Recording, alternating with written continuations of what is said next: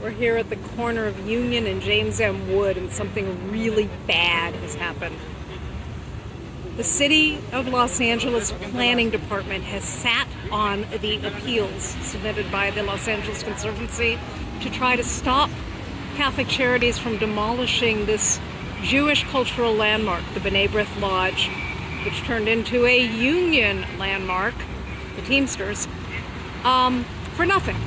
The Catholic Charities says they want to tear this building down to make an empty lot. It's too expensive to keep it. And, you know, when the Los Angeles Conservancy submitted their first appeal at the end of April, City Planning kicked it back for no reason. And then they submitted another and another.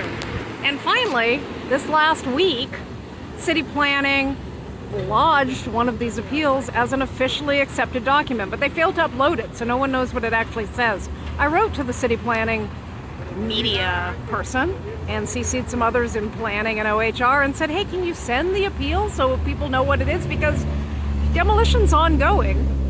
Demolition has been nothing like this up till this week. Look what they did the second the appeal was lodged. Or, gee, I don't know, 5 seconds before it was lodged? The appeal that no one knows what it actually says should halt all demolition. But if you check the building LADBS website, all of the demolition permits are still active. Because the city, one hand does not know what the other is doing, and that's the most convenient thing in the world.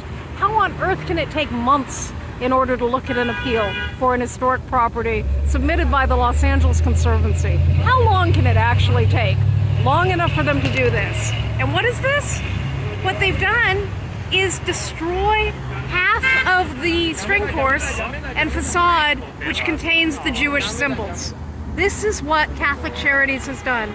The menorahs and the Stars of David were apparently pulled in and ripped down. Unless they salvage them, which would be miraculous. But at the same time, you know what's not miraculous? In a housing crisis, in a city where people, I mean, geez, we're in the Westlake District. You can look at Westlake Park, MacArthur Park, and tell me that a building like this can't be of better use than as a vacant lot. I don't know. You walk around this neighborhood, there are a lot of vacant lots. Here's one. Right here. I'm sure there was a beautiful building there too once. That's pretty much all I gotta say, except this is the city's fault. It's not Catholic Charities' fault. Who gave them this sense of entitlement? That would be the Los Angeles City Attorney, which, when the city said, no, you can't demolish this building for nothing because it's in a redevelopment zone and we have the authority to say no to your demolition permit, and Catholic Charities sued, well, filed a writ of mandate to be able to do their demolition.